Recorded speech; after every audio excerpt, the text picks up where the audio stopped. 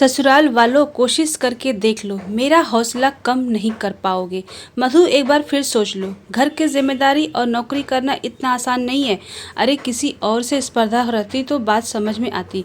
तुम्हें अपने पति से ही स्पर्धा है। अच्छी भली 4-5 साल से घर गृहस्थी संभाल रही थी, फिर अचानक से तुम्हें नौकरी करने का भूत सवार हो गया। आखिर कैसे सब कुछ मैनेज कर पाओगी? ऐसा ना हो कि हार कर तुम्हें अपने कदम पीछे लेने होंगे। आकाश अपनी पत्नी मधु से कहता है। मधु बोली, आप मेरे पति हैं या दुश्मन? आपको मेरा हौसला बढ़ाना चाहिए, पर आप तो मुझे डरा रहे हैं। इन 4-5 सालों में हर रोज़ मैं आपको हौसला बढ़ाती रही, अपनी तरफ से कोई कमी नहीं होने दी। अब जब मैं कुछ करना चाहती हूँ तो आप मेरा साथ देने की बजाय मेरा हौसला तोड़ रहे हैं। क्या पति पत्नी का रिश्ता बस स्वार्थ का होता है? सही कहा आपने, पहले की बात अलग थी। शादी के तुरंत बाद मैं बच्चा नहीं चाहती थी, परंतु अपनी माँ को दादी बनाने की जल्दी भी आपकी थी। वो ख्वाहिश भी पूरी हुई। फिर बच्चे को संभालने की बात आई। अब तो बच्चा भी स्कूल जाने लायक हो गया है, तो क्या मैं अपने बारे में अब नहीं सोच सकती? तभी कमरे में मधु की सास सविता जी आई और बोली, बहू, मैं बहुत देर से तुम्हारी बातें सुन रही हूँ। मैं तुम दोनों के बीच में दखल नहीं देना चाहती थी, पर ये क्या? हौसले की बात अलग रखी है। घर परिवार, अपना बच्चा, घर संभालो, तब देखेंगे तुम्हारा हौसला। नौकरी करके कौन थी? सब कुछ एक साथ संभालना हर औरत के बस की बात नहीं है।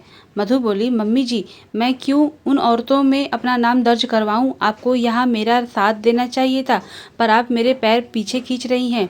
क्या औरत बस पति और घर की गुलामी के लिए होती है? सबकी खुशियों के लिए मैंने अपना 5 साल दिए, क्या ये कम नहीं है? मैं क्या इस घर में आपके बेटे और पोते की केयर टेकर बनकर रह जाऊं? मेरी अपनी कोई पहचान नहीं है? सबकी उम्मीदों को पूरी करती रहूं और अपने सपनों को भूल जाऊं? बस यही चाहते हैं आप लोग? इतना कहकर मधु रोते हुए अपने कमरे में चली गई। आकाश बोला, माँ, कैसे समझाऊं इसे? इसे लग रहा है हमें कमा कर मेरी मदद करेगी और जितना कमाएगी उससे ज़्यादा नौकर चाकर में खर्च कर देगी। सविता जी बोली, बेटा, अगर ये करना चाहती है तो कोशिश करने दे। मैं भी ऐसे ऐसे तिकड़म लगाऊंगी कि इसके सारे हौसले पस्त हो जाएंगे। तुम चिंता मत करो, मैं तुमसे आगे तुम्हारी पत्नी को कभी बढ़ने नहीं दूंगी। अगर तुमसे ज़्यादा कमाने लगी तो कौन जानता तुम्हें क्या मुझे भी नहीं पूछेगी। ये कहते हुए सविता जी मधु के हौसले तोड़ने के लिए नई नई योजनाएं बनाने लगी। एक रोज मधु फटाफट सब काम करके बेटे को स्कूल भेजी, पति और सास को नाश्ता दी और खुद तैयार होने गई। सविता जी जो भिखारियों अपने दरवाजे पर 1 मिनट रुकने नहीं देती थी, न जाने उन्हें क्या हुआ, नाश्ता करने के बाद बची हुई सभी रोटी भिखारी को देते हुए बोली, मेरे बेटे के लिए दुआ करना, और हाथ धोकर बैठ गई। जैसे ही मधु तैयार होकर बाहर आई और आकाश को बोली, आकाश, बहुत गर्मी है, तो क्या मुझे कॉलेज तक छोड़ दोगे? वो बोला, नहीं नहीं, मैं लेट हो रहा हूँ। इतना कहकर वो निकल गया। उदास मधु नाश्ता करने बैठी। जैसे ही उसने रोटी का डब्बा खोला, आश्चर्य से बोली, अरे, इसमें तो एक भी रोटी नहीं है। सविता जी मुस्कुराते हुए बोली, बहू, लगता है आज तुमने सब्जी बहुत अच्छी बनाई थी, तभी हम माँ बेटे ने सारी ख़त्म कर दी। अब क्या करोगी? भूखे पेट पूरे दिन कैसे रहोगी? तुमने तो डब्बा भी नहीं लिया। मधु सब समझ गई। वो बोली, कोई बात नहीं मम्मी जी, जब सरहद पर सिपाही भूखे प्यासे देश के लिए लड़ सकते हैं तो मैं क्या एक रोज बिना रोटी खाए नहीं रह सकती? अब ये रोटी भी मेरा हौसला नहीं तोड़ सकती। इतना कहकर एक गिलास पानी पी और अपने हाथ में एक सेब लेकर वहां से निकल गई। शाम में मधु आई तो सविता जी बोली, बहू, कहना तो नहीं चाहती थी क्योंकि तुम भूखी प्यासी गई थी। ये नौकरी तुम्हारे बस की बात नहीं है। अब देखो, बहुत देर से इंतज़ार कर रही थी, 1 कप चाय बना कर दे दो। मधु कपड़े तक बदली नहीं, रसोई में गई, उनके लिए चाय बनाई और चाय देते हुए बोली, मम्मी जी, अगर ये घर मेरा है तो मेरे बारे में कोई क्यों नहीं सोचता? ये तो वही बात हो गई ना। एक तो मेरे बढ़ते हुए कदम को हर वक्त हर कोई रोकता है, और जब यहाँ मेरा किसी को ख्याल नहीं, तब ये मेरा घर नहीं ससुराल हुआ। क्योंकि अगर ये देने वाला ना हो तो लड़की मायके की ओर उम्मीद भरी निगाहें लगाती है। मधु ने भी वैसा ही किया, अपनी माँ से बातें की। माँ बोली, बेटा, ये समझ लो कि ये तुम्हारे परीक्षा की घड़ी है।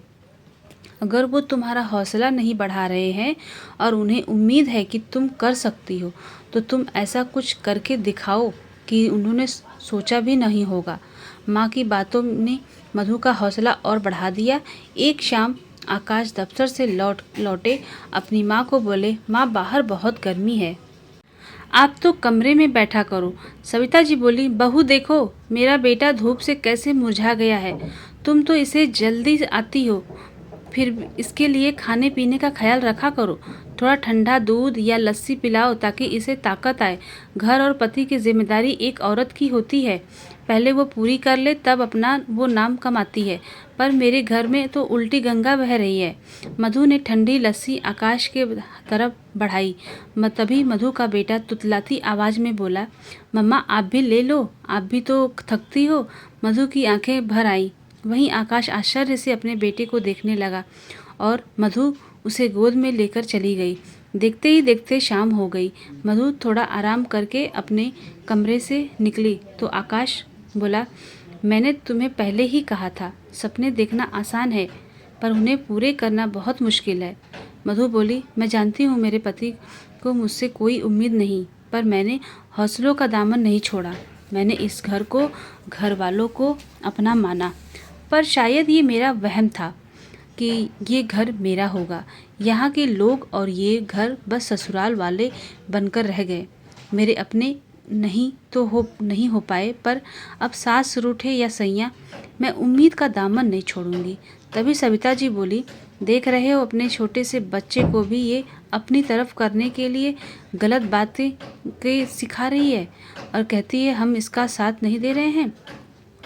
मधु मुस्कुराकर बोली, आप लोगों में से किसी ने मेरा हौसला नहीं बढ़ाया, बल्कि हर पल मुझे नीचे खींचा है। जिसके साथ बंधन में बंधी थी, जब उसी ने मेरा साथ नहीं दिया तो दूसरों से एक औरत क्या उम्मीद कर सकती है। आकाश बोला, ये क्या आप कह रही हो? मैंने कब तुम्हें आगे बढ़ने से मना किया? शादी के बाद तुमने आगे पढ़ाई करने की सोची, मैंने मना नहीं किया, और इससे ज़्यादा मुझसे क्या चाहती हो? मधु बोली, क्यों मुझे शर्मिंदा कर रहे हो? क्या मम्मी जी के साथ मिलकर आपने मुझे रोकने के लिए तरकीब नहीं लगाई? आप नौकरी करते हैं तो आपकी इस घर में इज्जत, और मैं घर और बाहर काम करने के बाद भी वही इज्जत क्यों नहीं पा रही सकती? आकाश सकपका कर बोला, लड़की का धर्म होता है विवाह के बाद अपने पति का साथ दे, परंतु तुमने अपने परिवार और पति को हमेशा दूसरे नंबर पर रखा। तुम तो बस अपनी उम्मीदों को पूरा करने के इंतजार में थी। धीरे धीरे समय बीतने लगा। अब मधु घर के काम करती थी, परंतु आकाश से बातें कम करती थी। मधु से दूरी आकाश को खलने लगी थी। उसे एहसास होने लगा था कि कहीं न कहीं मधु के बिना वो अधूरा है। एक रात आकाश ने देखा सविता जी एक गिलास में नींद की एक गोली डालकर दूध मिला रही थी। जब आकाश ने पूछा, माँ ये क्या कर रही हैं? सविता जी बोली, बहू मेरी या तुम्हारी बात तो सुनेगी नहीं। वो तो नौकरी पर चली जाती है, बाद में बच्चे की जिम्मेदारी मुझ पर आ जाती है, और ना ही बहू को आराम मिल पाता है। और अब उसका एक ही उपाय है, अगर वो कुछ रोज़ तक कॉलेज नहीं जाएगी तो अपने आप कॉलेज वाले उसे निकाल देंगे, और इससे उसे कोई दिक्कत नहीं होगी, बस थोड़ी देर ज़्यादा सोती रहेगी। आकाश ने गुस्से में माँ के हाथ से दूध का गिलास लिया और पूरा दूध फेंक दिया और बोला, माँ आप भी हद करती हैं। अपनी मंशा पूरी करने के लिए आप अपनी बहू का जीवन खतरे में डालेंगी। आपने देख लिया, हमने कितनी ही कोशिश कर ली, पर हम उसका हौसला नहीं तोड़ पाए। मत भूलिए कि वो मेरी पत्नी और मेरे बच्चे की माँ है। सविता जी बोली, आखिरकार तुमने अपनी बीवी के सामने घुटने टेक ही दिए, हार गए तुम। आकाश बोला, नहीं माँ, मैं पत्नी से नहीं बल्कि उसके हौसले से हार गया। सोचिए, इतना कुछ करने के बाद भी उसका हौसला कम नहीं हुआ। अगर हम साथ दें तो सोचिए उसका सफ़र कितना आसान हो जाएगा। फिर वो इतनी मेहनत आखिर किसके लिए कर रही है? हमारे लिए ही तो करती है। ये बात मुझे आज समझ में आई है कि वो कितना थक जाती है, फिर भी कभी भी हमसे शिकायत नहीं करती। इतना कहते हुए आकाश दूसरे गिलास में दूध लेकर कमरे में गया। आकाश ने मधु की तरफ दूध का गिलास बढ़ाया और बोला, इसे पी लो, तुम्हारे चेहरे पर थकान साफ साफ दिख रही है। तुम्हें भी तो ताकत की ज़रूरत है, आखिर तुम ही हो जो हम सबका ख्याल रखती हो। मधु आकाश की तरफ आश्चर्य से देखी। आकाश बोला, मुझे माफ़ कर दो, मुझे एहसास हो गया है कि गलत था। अब तुम्हें दुगने हौसले के साथ अपनी उड़ान भरनी है, क्योंकि अब तुम्हारा हमसफ़र भी तुम्हारे साथ है। आकाश की बातें सुनकर मधु की आंखें भर आई। उसने झट से आकाश को गले से लगा लिया। तभी दरवाजे पर कुछ गिरने की आवाज़ आई। आकाश समझ गया कि उसने अंदर से कहा, माँ, कान लगाकर सुनने की बात नहीं है, आप भी जाकर सो जाइए, क्योंकि कल से छोटू को स्कूल छोड़ने आप जाएंगी और मैं आपकी बहू को कॉलेज तक छोड़ने जाऊंगा। सविता जी धीरे से बोली, मेरा बेटा मेरे हाथ से निकल गया। अब तो बहू का हौसला कोई कम नहीं कर सकता। नई सुबह के साथ नई शुरुआत हुई। आकाश अपने छोटे मोटे काम खुद करता। धीरे धीरे सविता जी को भी अपनी गलती का एहसास हुआ। अब वो पोते को लाना छोड़ना खुद करती थी और आकाश मधु की मदद कर देता। एक दूसरे के साथ ने मधु का हौसला और बढ़ाया, जिससे कि ससुराल में उसे अपने घर का एहसास मिला। अंत भला तो सब भला। मित्रों, जब अपने घर के बेटे या बेटी को आगे बढ़ने में हौसला बढ़ा सकते हैं तो बहू के बढ़ते कदम को क्यों पीछे करते हैं। आखिर वो भी तो घर का हिस्सा है, वो भी अपने परिवार के लिए ही सोचती है।